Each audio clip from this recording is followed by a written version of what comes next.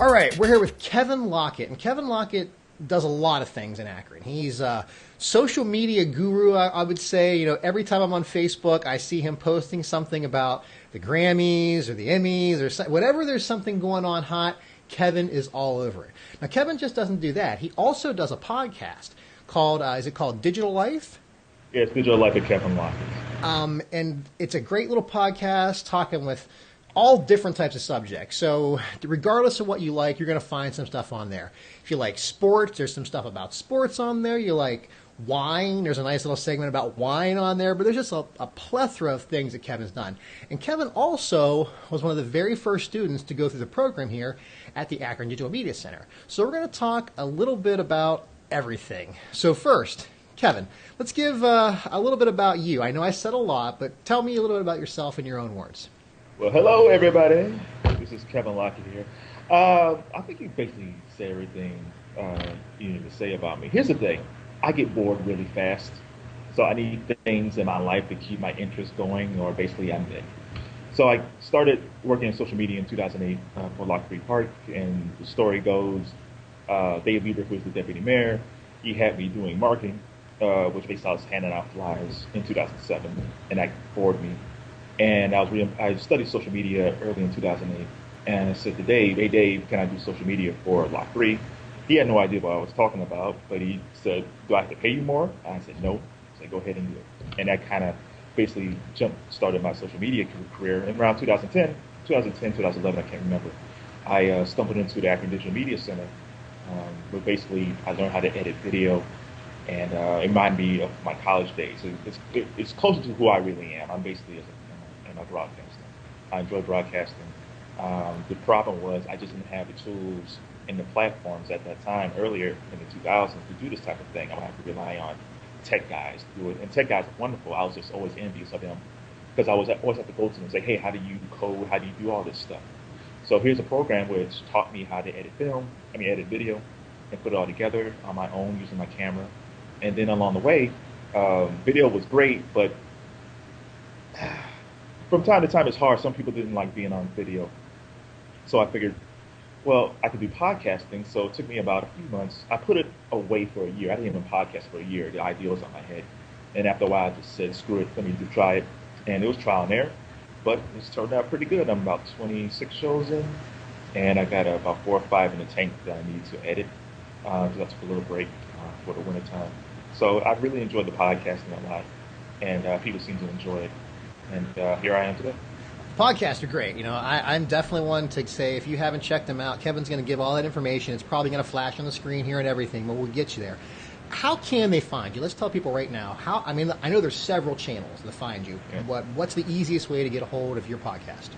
Easiest way to find a podcast is Digital Kev. That's DIGITALKEB.com. That's the easiest way to find a podcast. And the podcast is through Buzzsprout. Buzzsprout is the platform that houses my podcast. That's the easiest way. But you can also find it on iTunes, Stitcher, what else? TuneIn Radio. I just got it into TuneIn Radio.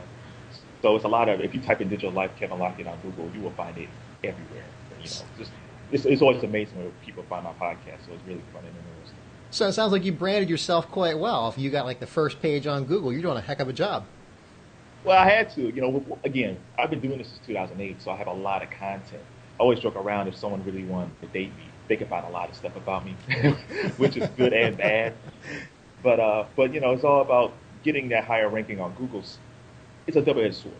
On one hand, yes, I am high ranking because I've developed a lot of content on my blog. I have a pop culture blog, Soul 88, so I've been doing that for a long time, and with the podcast, so that's a double whammy.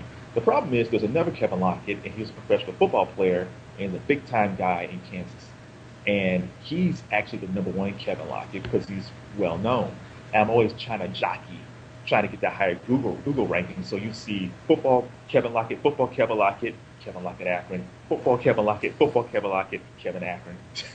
So my ultimate goal in life, he's like my arch nemesis, is to top him as the #1 Kevin Lockett. But it's tough.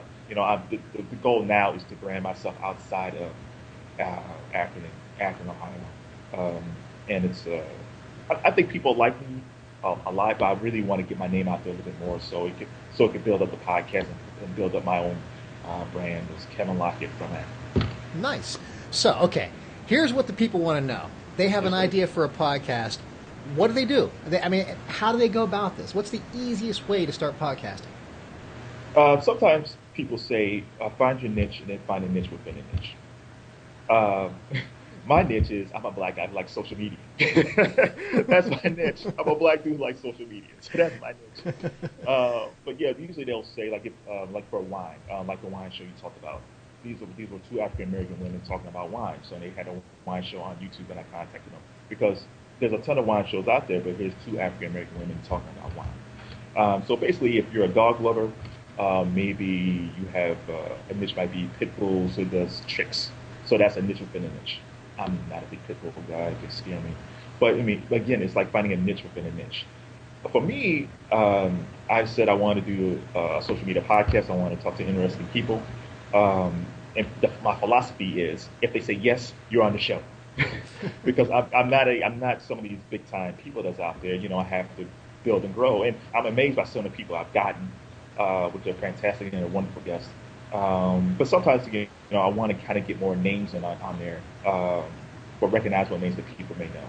And not to say people on my show aren't recognizable, but I think to bring more eyes, eyeballs, and ears to the show, I need to get a guest that has a broader appeal, and to mix those in with the people I know because it does two things. One, it builds up my brand, but also it brings the people who are well known might listen to someone like the wine shows. Like, oh wow, I'm in Atlanta, I'll check out these ladies, or they might check out who's it. I just interviewed Ken Babby from the Akron Arrows, and they might say, oh, Akron, I'm sorry, Akron River Ducks. And they might say, "Oh, wow, that sounds really cool what they're doing in Akron with the Rubber Ducks. Next time in Akron, or if I'm in Cleveland, I might go down to Akron to see a game." So, getting higher profile people will not only help me, but also help the people that I previously interviewed, so they can also increase their brand as well. So you're trying to help the community here. I like that. So that's a good Yeah, thing. We got to bring people to the city of Akron and show them how wonderful it is. You yeah, know it. I know it. And we all know it in northeastern Ohio. But that's one of our goals: is citizen journalists, podcasters, reporters, storytellers, whatever it may be. We want to show people how great it is here and have them come here. So the next exactly. question I have for you is about tools. Okay, what can people use to podcast? I mean, what kind of tools are available? And what do you use? Um, Basically, okay, here's the deal. For editing software, I use Audacity. Um, And Audacity's free, right? Audacity is free. I've had a problem recently because my main laptop died, so I'm back on the 2008 Lenovo laptop. So some of the things I have to figure out how to do over again so I get my laptop fixed. But yeah, Audacity's a free tool you can use. I use Buzzsprout to house my podcast, and it's free, but after a few months they cancel your old shows unless you pay $12 a month, and it'll keep all your shows current. There's other free things out there. I think there's Internet Archives. They're free. And I thought about using them. I still use them, but again, since I got all my shows on Buzzsprout, I keep it there for now. I might change down the road. I don't know. But Buzzsprout's great. So Buzzsprout is free, but again, it'll delete old shows after a few months. What ki- Um, what kind of microphones do you use? I mean, I use, which since it's not, I use my Alexis mic. perfect. Okay, little which, plug-in mic, which is nice. like an Oscars. Like I want to thank the Academy. And that's a But USB mic, correct? it is a USB mic. I bought this off eBay even before I started podcasting. I think I bought this like right after I started the Digital Media Center. Uh-huh. I had gotten some extra money and figured I'd start stockpiling. So the Lessons mic was actually part of a whole podcasting kit, and it's a good mic. It's Right. when I record different things, people came when I do my intros. I use this mic for my intros and outros. Okay. Um, so I put I have a ghetto bootleg a muff that I put over it, a pop filter that I use. So I Yeah, I don't love pop your my. intro, by the way. I think that's really slick. Yeah, I use Fiverr. This is something. Oh, okay, yeah.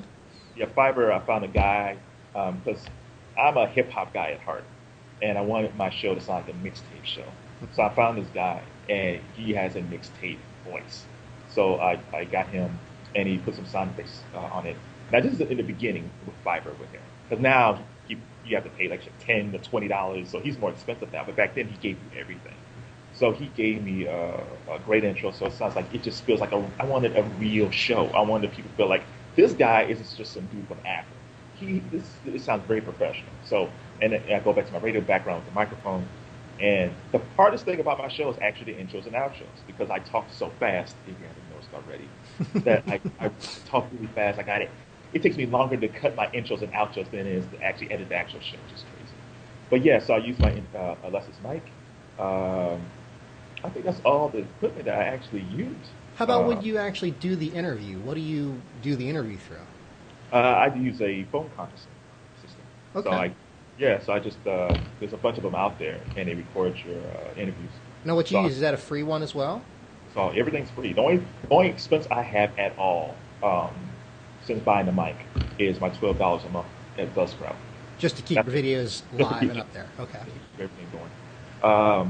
What was the question again? Okay. We were talking about the tools that you use for this and what you're using to actually record your interviews. And Oh you yeah, said that you yeah. use. So, Now, do you yeah, use yeah. your I laptop to record the interviews? Okay, I do. wasn't sure. Good old fashioned. Well, it's changed, but good old fashioned landlines. If you got a landline out there that's still useful, Okay. the audio is really good using a So, landline. does it record it And somewhere I use off? my Does it and I also record it use my somewhere offline and you get a download, or how does that this is what work? happened. Because I haven't used the landline lately. I've been using my Android, which is fine. It's really good. Android's really good on that. So what happens is they call me in, just like a regular conference call, almost like we're doing today with Skype. They call in, I call in. It's a regular conference call, almost like almost like one of those, I guess, anytime.com or something like that. So we call in, we talk, and it records it. I press stop on my phone, like I think it's like star 9, and an hour later, I go back to the site, and I have a WAV file and I have the MP3 file, and I use the WAV file to edit. Fantastic. It all sounds pretty easy. How valuable is information? You can't put a price on it. Information transforms communities, making neighborhoods safer and more connected. At the Akron Digital Media Center, we equip you to be a storyteller using digital tools like cell phones and tablets. Training here is free. Whether it's learning photography, video making, blogging, or podcasting. And your stories will be shared through social media, your own website, or through our storytelling portal at akronist.com. Visit www.akrondmc.com for more information on how you can participate. The Akron Digital Media Center and Akronist.com are made possible by the Akron Community Foundation, the Knight Foundation, and the Akron Summit County Public Library. Okay, so a person wants to do a podcast, they find a niche, they find an idea, they find something to talk about, something to promote, something they're passionate about. They use tools that are free across the board pretty much, unless you want to house things for long periods of time, you got to pay to house it. So now that you've got the idea, you found all the software, you got the microphones, all that, how do you get your stuff connected to the outside world? I mean, how do you link it to iTunes and all the other places you have it at? Okay, so after I edit everything, because usually what happens, like you record the show and I put it away for a while because I have to get away from it. And so after I edit everything together, well, Buzzsprout helps with iTunes because they have a RSS feed, and for iTunes they just ask you for your RSS feed. So I basically once I grab my RSS feed and I give it to iTunes, and then they catalog the show for me. And most of the others are that way too. As long as you have an RSS feed, you just plug and play, and that's about it. Oh, interesting. So it's not that difficult overall. It's not really that difficult at all. It's time consuming. Right. I mean that's the biggest thing because when you're hosting a podcast, listen, I'm not Adam Carolla. I don't have all these people around me. And what happens is I'm the booker, so I'm the person trying to find people for the show. So then we have to schedule dates and times that fits their schedule. I usually try to record Wednesday nights between 6 and 8 p.m. But sometimes that doesn't work. Sometimes I can only talk the time is constrained, so they can only talk maybe in the mornings or the afternoons. So I have to book the shows. I have to schedules. I have to research. I research a lot. I make sure I'm well informed, so I know what I'm talking to. Sometimes it works, sometimes it doesn't. I mean, I have one tonight I wasn't able to prep for as much, but I will do some prep before the show because I just didn't have the time because it was like short notice. So I prep and we talk, and I mean, and that's basically it. And then I'm the editor of the show, so I'm the host, and then I'm the editor, so have to edit everything. So it takes up a lot of time. I mean, I've got a new schedule now. Because before I was up to like 4 o'clock in the morning editing. That's not really healthy. And maybe the best thing that ever happened is that my old laptop blew up because now I just go ahead. Well, this one I can't do the same things I did with my newer one. So maybe it's a better thing that my laptop blew up on me. But yeah, so I'm the booker, I'm the host, I'm the editor, I'm the promoter and the marketer. So because I have to market these shows, so I put on my different blogs. You might see the show on Facebook. So on Twitter, on my Soul 88 blog, I put one on there. If the people are interested who I interviewed, they might put it on their blog. So it's a lot involved. So Right. it's podcasting is easy, it's free, but at the same time, it's not it's very time consuming.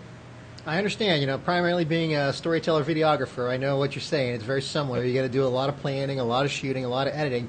And just because you get it done doesn't mean anybody's going to watch it. So you have to work Right. to get it to be watched. You have to use all your social media channels. Which you're on Twitter all the time. You're on Facebook all the time. I'm not sure exactly how many social media you use, but I know I see you on there a lot. And people Yeah, got to understand that. They got to push it. yeah. The main ones I use is basically Facebook and Twitter.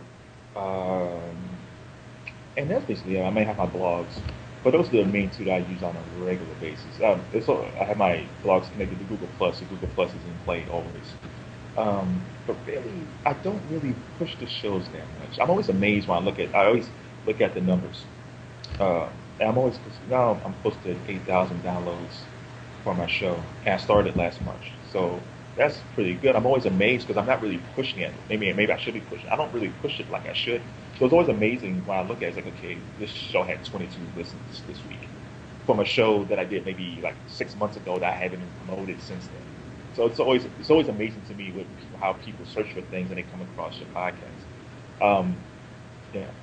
So, any recommendations for inspiring podcasters out there that want to do this? Well, I would just say, because it takes up so much time. Yeah, I know it sounds corny, but do what you love. Do what you find interesting. If you want to talk about dinosaurs, there's people out there who like dinosaurs. If you're a guy who like Dungeons and Dragons and people called you a nerd or whatever, that's fine. There's other nerds like you out there too. If you're a woman who likes fashion, um, that's a show for you. If you're a woman who likes MMA, there's shows for you. I mean, there's so many people. Listen, we live in a broad, huge world, and I think because we live our own lives, where we have like them, talk to the same people all the time. This world is huge, so there's always a market for something. There's always somebody in Akron or Chicago or Bangladesh or Sierra Leone or England who's going to find something interesting, whatever you talk about. Now, this is not a guarantee that you're going to become a star. One of the things that kind of irks me a little bit is when they interview someone like Adam Carolla, is that they said, well, Adam Carolla did, so can you. Well, Adam Carolla was a stand-up comedian. And so Adam Carolla was also a radio star. So he already had a built-in audience of millions of people coming to his show already. So don't expect to be Adam Carolla unless you have a connection with someone that can help promote you and help guide you, or unless you get that huge interview with somebody that will become huge. So, just don't say, oh my God, I only have 10 listens or 3 listens, and no one's listening to my show. Give it time. Give it time. Yeah, you can't give up. No, it's just consistency. It's just keep on creating content, and it might be a year, 2 years, 3 years, but you might and the shows might actually be a platform for your brand or what you want to do for your career. Just don't see it as a money-making proposition. If you're in marketing, this might be a good way to start your career in marketing. If let's say you're an animal expert, this might be a good way for you to get a job at a zoo or someplace else, because they say, hey, this person talks about animals. They don't have a lot of listens on their show, but I like the show. I want to bring this person in. So just see it as a tool. Don't see it as your main source of income. It's the same thing with blogs. Don't see it as your main source of income, unless you're one of those people who, for people who are like that, fantastic. I wish I was like that. But just see this as a piece that kind of can build your brand, your business, your profession, and just look at it that way. Or if you just like it as a hobby, just treat it as a hobby. It's no big deal. Just if you like it and no one listens to it, fine. Just be like, have fun. I mean, besides listening to podcasts, are there any type? I mean, I know you have a a lot of people you look up to in the interview world. You know, whether it be, I know used to be a big fan of Howard Stern and his interviews. Is there anybody that you would say, you know, hey, check these guys out, check out this podcast, check out this late night show, whatever it may be, to see what their style's like and kind of not steal their style, but learn from them? Two guys outside of Stern. It's the same thing I get from Stern. It's the same thing I try to do. Even when people ask me for questions beforehand, I'll say, okay, fine, but it's not going to be that type of show. I wanted to be conversational. That's why I think I like the phone so much, because it's just like I'm talking to a friend. And I think they feel that way too. After a while, we're just talking along, and it just feels like it's just very, very, really relaxed. So Craig Ferguson is one of my favorites. So I just like how he just talks to people. Who else? There's a guy, my favorite podcast is probably still Tariq Nasheed. He had MacLessons.com, and now he has Tariq Radio. And I listened to him at first because he gave a lot of dating tips from a Macking point of view. But he's gotten very social political in recent years. You know, he still gives dating tips, but he also talks about African American issues. And it's really, I mean, it's wonderful when you see the growth of his podcast, where he was just talking about macking on the ladies and how to get dates, and now he's kind of morphed into this filmmaker. And he's talking about like the Trayvon Martin case and the Jordan Davis case. It's just interesting to see his growth. But I always enjoy him just because he's not a trained broadcaster, but he has a way that connects with his audience. And I think you don't have to. Here's the thing: model yourself after someone, but don't be that person. Just be yourself. You know, I still talk way too fast. When I hear my voice, sometimes I figure, man, is that how I really sound? You know, because I go back to when I was a DJ and my program director, or the general manager used to say I talk too fast. I was like, shut your mouth, old man. What are you talking about? I'm going to be a star. But, you know, he was right. You know, I do talk too fast. I still work on that. And I'm thinking about maybe, again, going back to Toastmasters and working on my speech some. You know, there's always ways to grow. And I've seen my growth as my show goes. I cringe a little bit when I hear my early shows. And they're really good. The guests were great. It's just, you know, I was just kind of finding my way. You know, my whole goal, I wish I could do this on a regular basis. I wish I could do these things almost live. That I have a whole staff of people. It'd be fantastic to say this is my living. That I get to interview people and talk to interesting people. But, you know, that's not the case right now. So maybe, hopefully, that will happen. But if that never happens, so at least I got this experience. Yeah, so I mean, I agree. You have to, don't be so hard on yourself. Get it done. Do it, because most people never get that far. Most people never make a podcast or a short story or a video or a film or whatever. Just complete it and you'll get better. You'll get better every time, every time, every time. And I also agree with you. You should pursue your passions, because you got to love it to do this, because it's not fun work. So now that you've been established for a while, you know, you got several videos out there. What if someone came to you and said, hey, we would like to sponsor you? Would you be interested in getting sponsorship from somebody in the area? Heck yeah. Listen, one of the things I've been trying to do, like early on, like I had my first 10 shows and I was full of myself. This show was fantastic. So I reached out to different sponsors, and it's tough. I think you will be able to find some sponsors. Some of the things I found out is that you got to have higher numbers or have some type of initiative that appeals to them. That's one. Another thing I noticed that sometimes with some sponsors, they necessarily don't want to pay you, but they might do it as a trade. So they might say, well, what about products? We'll trade you maybe some business cards or some T-shirts for us to advertise on your show. So it's interesting, the whole sponsorship thing. And kind of, again, it goes back to my college days where we had the DJ or the announcer, and we had the sponsor and sales staff. And when you're trying to do it on yourself, you have to try to tap into those talents. You know, you can no longer just be a creative. You have to be a salesperson. And if you're not really good at that, then it's going to take some time to figure things out. So sponsorships are fantastic. I wish I had a sponsor. You know, I kick up the show. Basically, I sponsored different things before. Our friend Michelle was doing a movie, so I mentioned her movie at the top of the show. I did movie. I mean, no one she didn't pay me for that, but just to kind of show other sponsors, like, hey, this is what it will sound like if you sponsor my show. It's very professional. You know, I usually promote my blog, soul88.com, in front of my show. So I wanted to feel like, look, this is what it's going to sound like if you sponsor my show.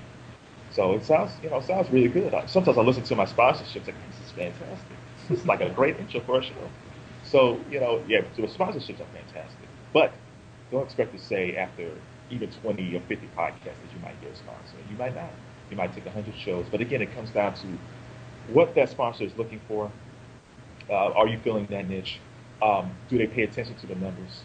And again, sometimes it might not be monetary. It might be for trade or for products. So it's the sponsorship games is really interesting. But so that's like the next phase of me trying to figure out how to get like regular sponsors. Now, when it comes to sponsorship, my big advice is to everybody is you should shoot for the moon and expect the earth.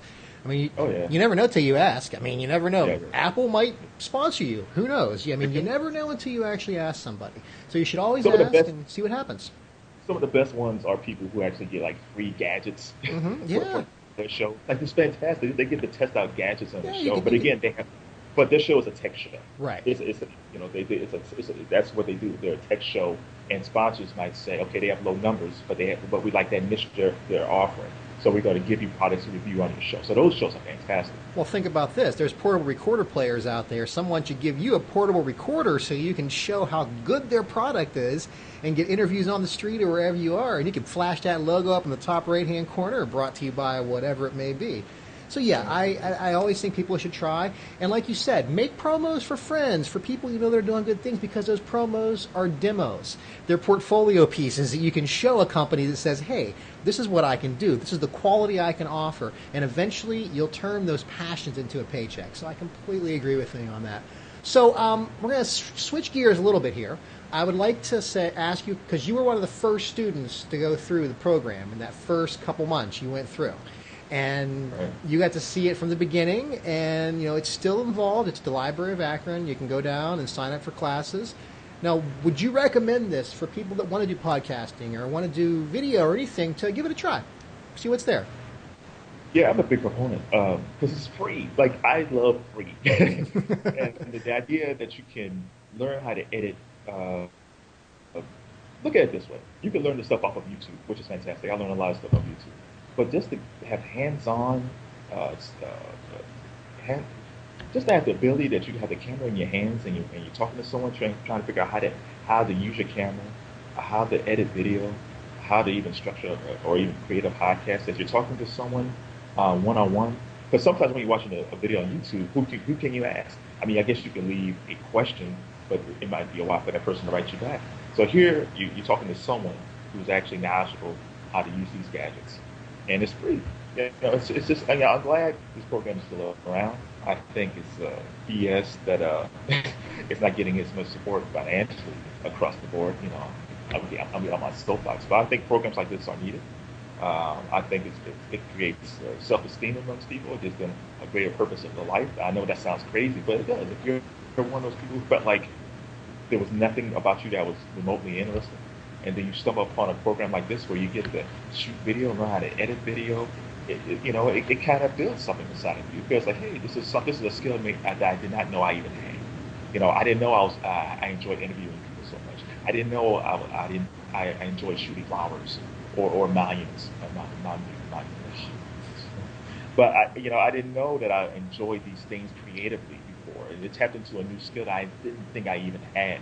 So even if you're just doing it as a hobby, it gets you out the house, it gets your mind going, and I'm always about creativity. So yeah, I'm glad that I was like one of the first people who came through the program. Hopefully the program continues to grow. I think more people should spend money on the program. I think the program should get more publicity. There's a lot of things that I wish can be done for the program, for the Akron Digital Media Center. But as it is right now, if you're interested in it, I would just say go down there and try. At least take a class and see what it's like. I mean, if you don't like it, then fine. But but I think you will really enjoy it. Well, thank you for the endorsement, Kevin. We greatly appreciate it. So once again, we're here with Kevin Lockett. And how can we reach you again? One more time, Kevin. Okay, there's a few ways you can reach me. You can reach me. You can hit a podcast at digitalkev.com. That's digitalkev.com. So that's digitalkev.com, everybody. Make sure they got that. Digitalkev, digitalkev.com. You can follow me on Twitter at Kevin Lockett. So that's at Kevin Lockett on Twitter. That's KevinLockett.